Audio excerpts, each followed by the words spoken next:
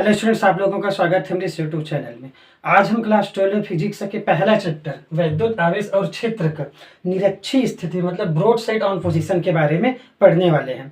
निरक्षीय स्थिति के कारण किसी बिंदु P पर हम विद्युत क्षेत्र की तीव्रता ज्ञात करेंगे।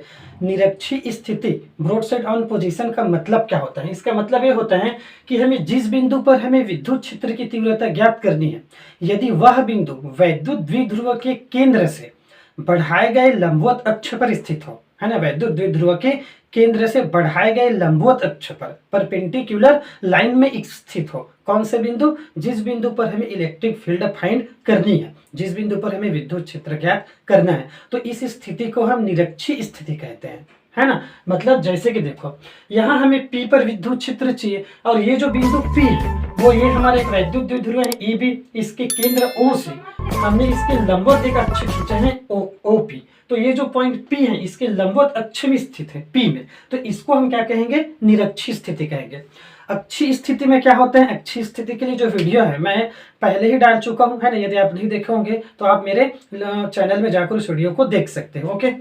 या मैं इसका जो लिंक है अक्षीय स्थिति का लिंक मैं डिस्क्रिप्शन में डाल दूंगा, है ना। देखो, अक्षीय स्थिति में क्या होता है? जिस बिंदु पर हमें विद्युत क्षेत्र चाहिए वो जो बिंदु P है इसके बढ़ाए गए अक्ष पर स्थित होता है ऐसे, तो इसको हम अक्षीय कहते हैं। और निरक्षीय में क्या होता है? यही जो बिंदु P है इसके लंबवत अक्ष मतलब इस साइड स्थित होगी, इसके लंबवत अक्ष में वैद्युत द्विध्रुव के, तो इसको हम क्या कहेंगे? बिंदु P कहेंगे, है ना। हाँ, इसको हम क्या कहेंगे? निरक्षीय स्थिति कहेंगे यदि P इसके लंबवत अक्ष पर स्थित हो तो।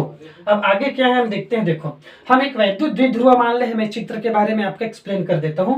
माना AB एक वैद्युत द्विध्रुव है जो +Q और -Q आवेश से मिलकर बना है और इनके बीच की दूरी क्या है? 2a। तो O से B का मान a है और O से A का मान भी a है। क्यों? क्योंकि ये जो केंद्र है इस वैद्युत द्विध्रुव के बीच में है और टोटल डिस्टेंस कितने है? 2a। तो हाफ हाफ करेंगे तो ये भी a हो जाएगा और a भी a हो जाएगा। अब हमें इस केंद्र से हम r डिस्टेंस में, कितना r डिस्टेंस में मैंने माने एक पॉइंट P है ना। इस और ये जो रेखा है इसके लंबवत है इस वैद्युत द्विध्रुव के, तो r डिस्टेंस पर मैंने एक पॉइंट P माना है और इस पॉइंट P पर हमें विद्युत क्षेत्र की तीव्रता चाहिए, है ना। क्या चाहिए हमें? विद्युत क्षेत्र की तीव्रता, ठीक। इलेक्ट्रिक फील्ड चाहिए इस पॉइंट P पर। तो हम कैसे फाइंड करेंगे? अब देखो, हमारे पास दो आवेश हैं, एक +Q आवेश है और एक -Q आवेश है। तो इस हम क्या करेंगे? +Q आवेश के कारण पॉइंट P पर हम विद्युत क्षेत्र ज्ञात करेंगे, इलेक्ट्रिक फील्ड, और -Q आवेश के कारण बिंदु P पर हम इलेक्ट्रिक फील्ड विद्युत क्षेत्र ज्ञात करेंगे। फिर दोनों की जो कारण हमारा जो विद्युत क्षेत्र निकलेगा उसको हम क्या कर देंगे? ऐड कर देंगे, फिर हमारा परिणामी विद्युत क्षेत्र निकल जाएगा पॉइंट P पर। अब हम क्या करते हैं? इसका डायरेक्शन देखते हैं। तो हमारा एक फॉर्मूला होता है वैद्युत द्विध्रुव आघूर्ण, इलेक्ट्रिक डाइपोल मोमेंट। इसका फॉर्मूला क्या होता है? P = 2QA। ये हमारा फॉर्मूला होता है वैद्युत द्विध्रुव आघूर्ण का, है ना। तो इस फॉर्मूले के हिसाब से क्या होता है कि इसका हम डायरेक्शन देखते हैं। इसका जो डायरेक्शन है फॉर्मूले के हिसाब से -Q से +Q की ओर होता है ना। फिर इसका जो डायरेक्शन है A से बाहर की ओर होता है। A से क्या होता है? बाहर, मतलब A से बाहर की ओर है, तो इसका जो डायरेक्शन है इस साइड है। तो +Q आवेश के कारण जो विद्युत क्षेत्र निकल जाएगा यहाँ पे E1, क्योंकि +Q आवेश के कारण जो डायरेक्शन होता है वो आउटवर्ड होता है, मतलब बाहर की ओर होता है, ठीक है ना। और -Q आवेश का जो डायरेक्शन होता है वो क्या होता है? इनवर्ड होता है, मतलब अंदर की ओर। तो ये जो डायरेक्शन है ये -Q आवेश के कारण इनवर्ड है, तो इसका जो -Q आवेश के कारण जो विद्युत क्षेत्र निकल जाएगा वो यहाँ निकल जाएगा E2, ठीक। तो +Q आवेश के कारण बाहर की ओर होते हैं, इसका जो डायरेक्शन है दिशा, इसलिए इसका विद्युत क्षेत्र क्या है? E1 इस साइड मान लिए। और -Q के कारण जो डायरेक्शन होते हैं वो इनवर्ड होते हैं, तो इसका जो विद्युत क्षेत्र हम क्या मान लिए? E2, ठीक। अब हम क्या करेंगे? पॉइंट P पर परिणामी विद्युत क्षेत्र ज्ञात करेंगे, फिर हमारा आंसर निकल जाएगा। तो इसके लिए हम क्या करेंगे? इसके कारण इस बिंदु P पर विद्युत क्षेत्र ज्ञात करेंगे और इसके कारण इस बिंदु P पर विद्युत क्षेत्र ज्ञात करेंगे। तो इसके लिए हम क्या करेंगे? देखो, इसके लिए हम मान लेते हैं ये वाला जो एंगल है इसको हम मान लेते हैं थीटा, और इस वाले एंगल को भी हम क्या, यदि ये वाला एंगल थीटा है तो यहाँ से यहाँ तक का डिस्टेंस मतलब BP A से P के बराबर है ना। दोनों क्या है? आपस में इक्वल, यानी कि B से जो P है वो किसके बराबर है? A से P का। यहाँ मैं लिख देता हूँ BP = क्या है हमारा? AP, ठीक। ये दोनों आपस में क्या है? इक्वल। तो ये वाला एंगल यदि थीटा है तो ये वाला एंगल भी हमारा क्या हो जाएगा? थीटा हो जाएगा। और यदि ये एंगल थीटा है तो ये एंगल भी क्या हो गया? ज्योमेट्री से थीटा। और ये एंगल थीटा है तो ये एंगल भी थीटा हो जाएगा। क्यों? क्यों ये वाला लाइन और ये जो लाइन है, ये लाइन क्या है? आपस में पैरेलल है, समांतर। तो ये थीटा है तो ये भी क्या हो जाएगा? हमारा थीटा हो जाएगा, ठीक। अब हम क्या करते हैं? हमारा जो इस E1, ये जो E1 है उसको हमें दो घटकों में विभाजित करना पड़ेगा। क्यों? क्योंकि E1 जो है ये जो हमारा क्षैतिज है, क्षैतिज रेखा है ना, क्षैतिज रेखा के साथ कौन सा कोण बना रहे हैं? थीटा कोण। तो इसको हम दो कंपोनेंट्स में डिवाइड करेंगे। ठीक उसी प्रकार E2 भी क्षैतिज के साथ कौन सा कोण बना रहे हैं? थीटा। तो इसको भी हम दो घटकों में मतलब दो कंपोनेंट्स में डिवाइड करेंगे। तो कंपोनेंट्स में डिवाइड कैसे करते हैं? घटकों में। इसके लिए मान लो ये वाला हमारा कुछ देर के लिए E1 है, अब इसको हमें दो घटक में डिवाइड करना है। तो यदि ये E1 इसके साथ थीटा एंगल बनाता है तो जिस अक्ष के साथ मतलब जिस एक्सिस के साथ वो थीटा बनाता है, मान लो ये एक्स है और ये वाई है, तो जिसके साथ वो थीटा बनाता है उसको हम कॉस में, कॉस घटक है ना, कॉस थीटा में डिवाइड करते हैं। और जो बच्चा ऊर्ध्वाधर घटक इसको हम किस में डिवाइड कर देते हैं? साइन थीटा में। मतलब जिसके साथ वो कोण बना रहे हैं उसको कॉस में लिया जाता है, फिर उसका जो ऊर्ध्वाधर घटक है वो किस में ले लिया जाता है? साइन में। यदि मान लो यही थीटा इसके साथ रहता तो ये वाला कॉस हो जाता और ये वाला हमारा क्या हो जाता? साइन हो जाता। ठीक, तो हम एंगल को देखते हैं, जिसके साथ वो कोण बनाते हैं वो वाला घटक कॉस में हो जाता है। तो इसके साथ एक थीटा बना रहे तो ये वाला हमारा क्या हो जाएगा? ये हमारा हो जाएगा E1 कॉस थीटा। ठीक, और ये वाला क्षैतिज घटक है तो इसका जो ऊर्ध्वाधर घटक है मतलब परपेंडिकुलर जो कंपोनेंट्स है वो क्या हो जाएगा? E1 sine theta.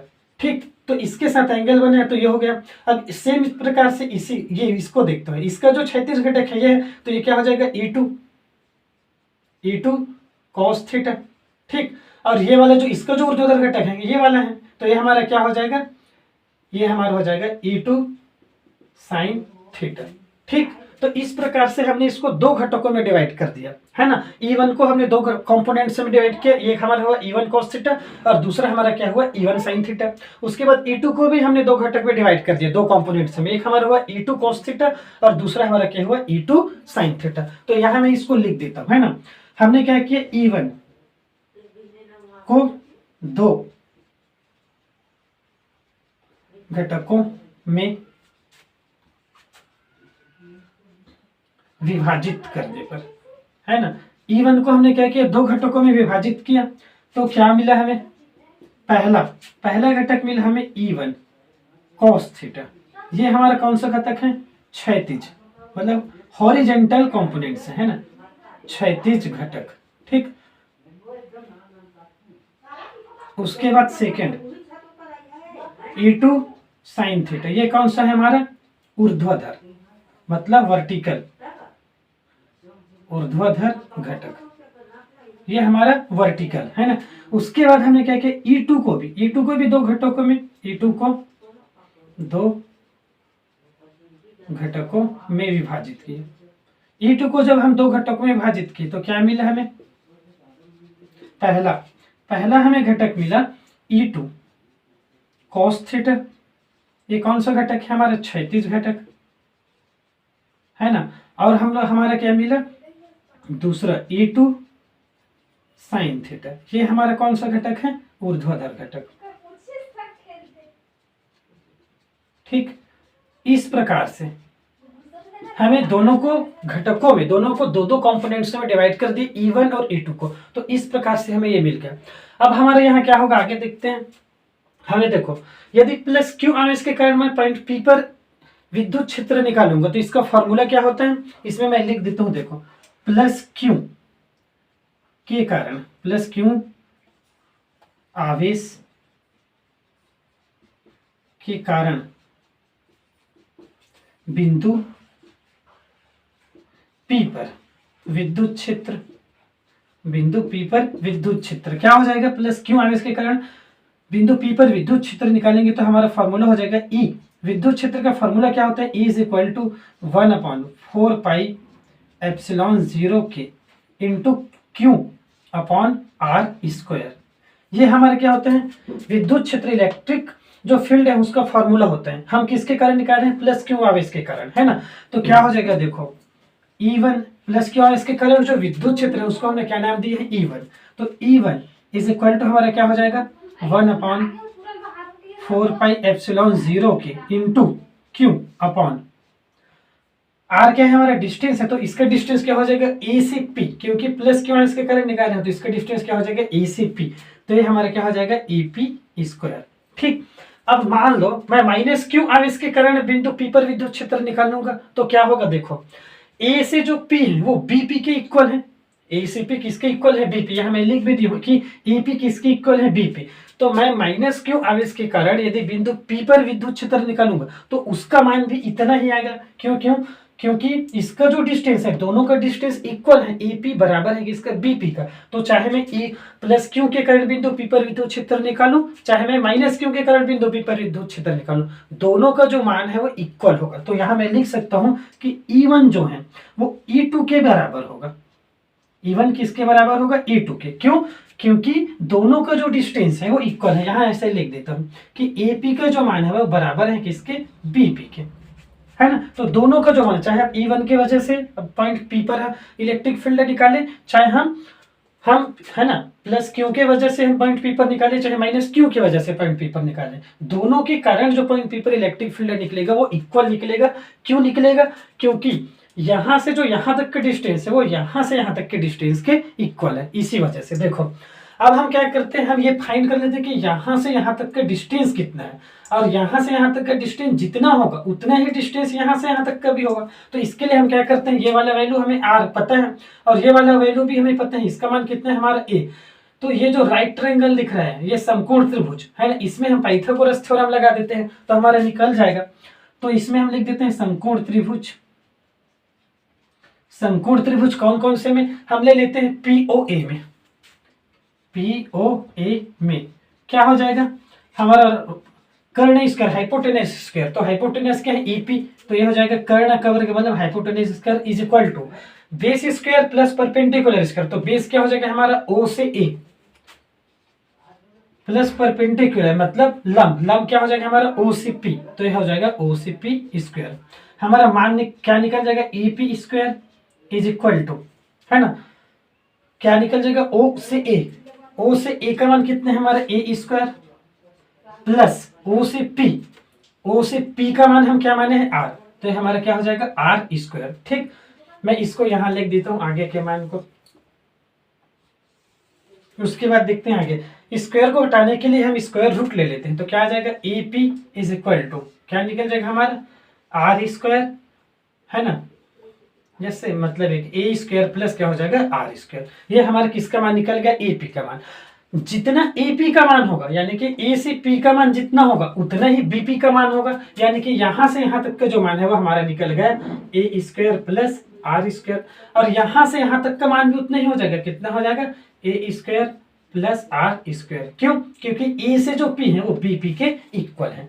ठीक, तो हमारा जो इलेक्ट्रिक फील्ड है क्या निकल जाएगा, देखो E1 बराबर है किसके, E2 के, is equal to 1/4 pi epsilon 0 into के इंटू क्या हो जाएगा एपी स्क्वायर। एपी स्क्वायर है ना, फॉर्मूला इसमें क्या है एपी स्क्वायर। तो एपी स्क्वायर के मान कितने हमारे A square plus R square. तो हमारा हो जाएगा Q upon A square plus R square. ये इस प्रकार से हमारा मान इसका निकल जाएगा। ठीक, अब आगे हम देखते हैं इसमें आगे हम क्या करेंगे। हमने क्या किया कि प्लस क्यू आवेश के कारण इस पॉइंट पर हम इलेक्ट्रिक फील्ड फाइंड कर लिए, माइनस क्यू आवेश के कारण भी इस पॉइंट पर कर लिए, दोनों आपस में क्या है इक्वल है। ठीक, अब हम क्या करते हैं, देखो इसके कंपोनेंट्स को देखते हैं। इसके जो दोनों E1 की वजह से जो हमारा क्षैतिज घटक निकला है कौन सा, E1 cos थीटा, और E2 की वजह से जो हमारा क्षैतिज घटक निकला है E2 cos थीटा, ये दोनों एक ही डायरेक्शन में है तो ये दोनों आपस में ऐड हो जाएंगे। ठीक, लेकिन इसका जो ऊर्ध्वाधर घटक है उसको देखो, E2 की वजह से जो ऊर्ध्वाधर घटक है वो क्या है E2 sin थीटा, और E1 का जो ऊर्ध्वाधर घटक है वो क्या है हमारा E1 sin थीटा। ये और ये दोनों का जो परिमाण है इक्वल है। क्यों इक्वल है, क्यों, क्योंकि E1 का जो मान है E2 के बराबर है, तो ये दोनों आपस में क्या है इक्वल है। मतलब E1 जो sin थीटा है वो E2 की इक्वल है, दोनों का जो परिमाण है वो बराबर है। लेकिन इसकी जो दिशा है, इसकी दिशा नीचे की ओर है और इसका जो दिशा ऊपर की ओर है, परिमाण समान है लेकिन इसका जो डायरेक्शन है वो अपोजिट है। मैग्नीट्यूड सेम है बट इसका डायरेक्शन क्या है अपोजिट। तो इसका जो ऊर्ध्वाधर जो घटक है मतलब जो वर्टिकल जो कंपोनेंट्स हैं E1 sin थीटा और E2 sin थीटा आपस में कैंसिल हो जाएगा। इसका सिर्फ क्या बचेगा, जो क्षैतिज घटक है हॉरिजॉन्टल कंपोनेंट से बस बचेगा, है ना। ये वाला कट जाएगा। क्यों कटेगा, क्योंकि E1 is equal to E2। यहाँ देखो मैं लिखा हूँ E1 बराबर है किसका E2 का। तो ये दोनों आपस में क्या हो गया, इक्वल हो गया, और साथ ही साथ दोनों का परिमाण इक्वल है, लेकिन इसके डायरेक्शन ऊपर और इसका डायरेक्शन नीचे, तो डायरेक्शन इसका क्या है, अपोजिट है। तो ये दोनों एक दूसरे को कैंसिल कर देंगे, सिर्फ और सिर्फ क्या बचेगा, दोनों की वजह से हमारा जो इसका क्षैतिज घटक मतलब हॉरिजेंटल जो कंपोनेंट्स हैं वो बस बचेगा। मतलब दोनों आवेश के कारण पॉइंट पी पर जो इलेक्ट्रिक फील्ड है उसके लिए सिर्फ इसके क्षैतिज घटक के कारण जो निकालेंगे वही वाला बस निकलेगा। ठीक, तो इस पर हम लिख सकते हैं इसका ऊर्ध्वाधर जो घटक है ना, इसका जो ऊर्ध्वाधर घटक परिमाण में समान किंतु दिशा में विपरीत, मतलब अपोजिट, डायरेक्शन इसका अपोजिट है, दिशा में विपरीत होने के कारण एक दूसरे को निरस्त कर देंगे, मतलब कैंसिल कर देंगे, एक दूसरे को क्या कर देंगे, निरस्त कर देंगे। ठीक, मतलब जो इसके जो ऊर्ध्वाधर जो घटक है ना, मतलब जो वर्टिकल कंपोनेंट्स है इसका मैग्नीट्यूड सेम है लेकिन डायरेक्शन अपोजिट होने के कारण एक दूसरे को निरस्त कर देंगे। सिर्फ और सिर्फ हमारा क्षैतिज घटक के कारण बिंदु P पर विद्युत क्षेत्र निकलेगा। तो यहां हम लिख देते हैं सिर्फ क्षैतिज जो घटक है ना, क्षैतिज घटक के कारण बिंदु P, क्षैतिज घटक के कारण बिंदु P पर परिणामी विद्युत क्षेत्र लिख लेते हैं, परिणामी विद्युत क्षेत्र।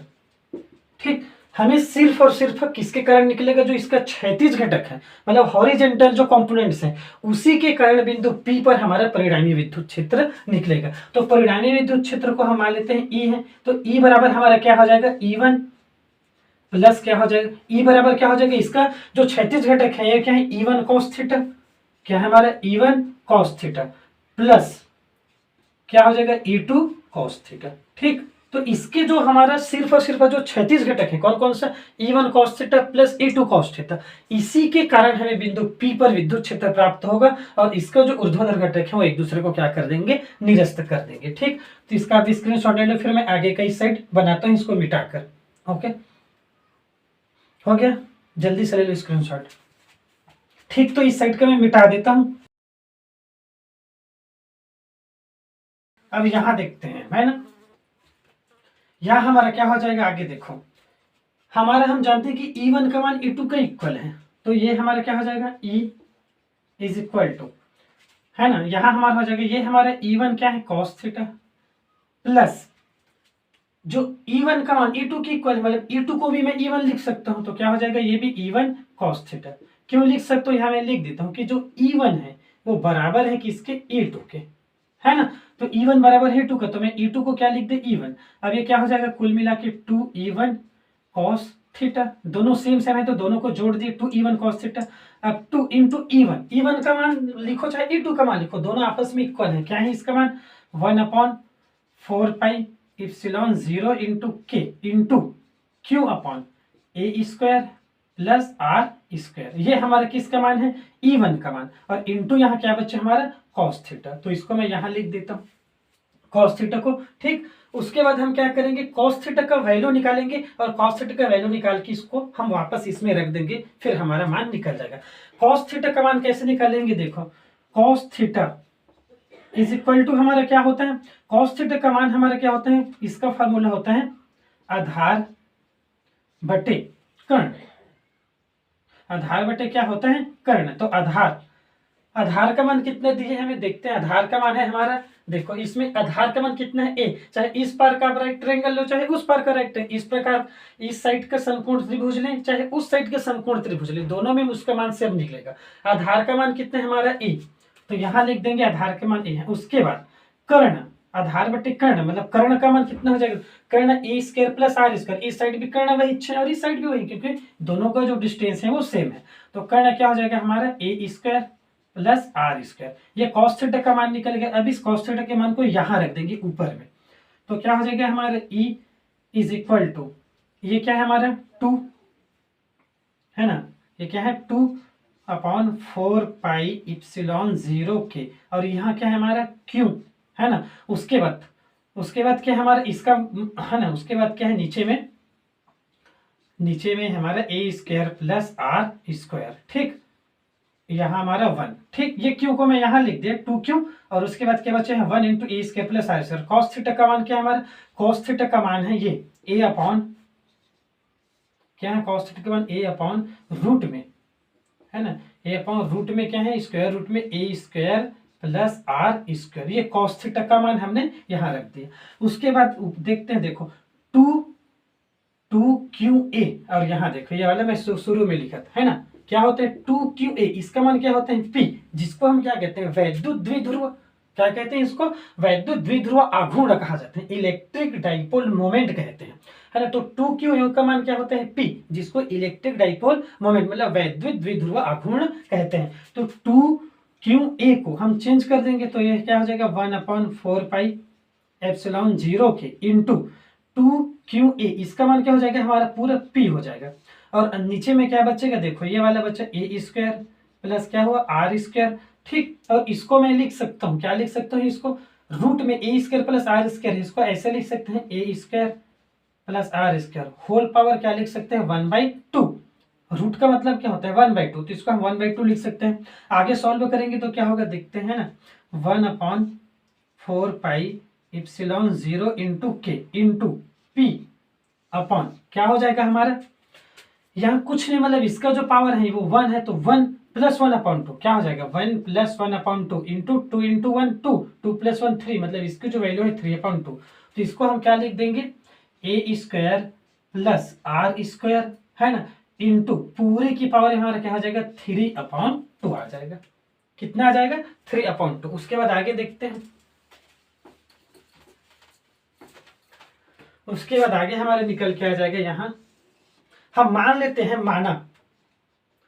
माना कि a का जो मान है वो बहुत कम है r से, है ना, a के मान को हम मान लेते हैं a is less than r, मतलब a का जो मान है वो बहुत कम है किससे, r से, मतलब नहीं के बराबर है, मतलब a के मान को हम 0 रख देते हैं, a का जो मान है नहीं के बराबर है, r से बहुत कम है, तो यहाँ a का मान आप 0 रख दो तो कितना आ जाएगा देखते हैं, ये हमारा निकल के आ जाएगा 1/4πε, है ना, यहाँ E इक्वल टू 1/4πε0 इंटू के इंटू क्या हो जाएगा P, ऊपर में क्या है हमारा P अपॉन E के मान को मैं यहाँ 0 रखूंगा तो ये 0 हो गया, क्या बचा r², क्या बचेगा हमारा r², और इसके पावर में क्या बचेगा हमारा 3/2, है ना, a के मान नहीं के बराबर है r से, मतलब बहुत कम है, तो इसको हमने 0 कर दिया, तो क्या बचा r², और पूरी की पावर में क्या बचा 3/2, ठीक, तो ये वाला 2 और ये वाला 2 हमारा कैंसिल हो जाएगा, क्या आ जाएगा हमारे E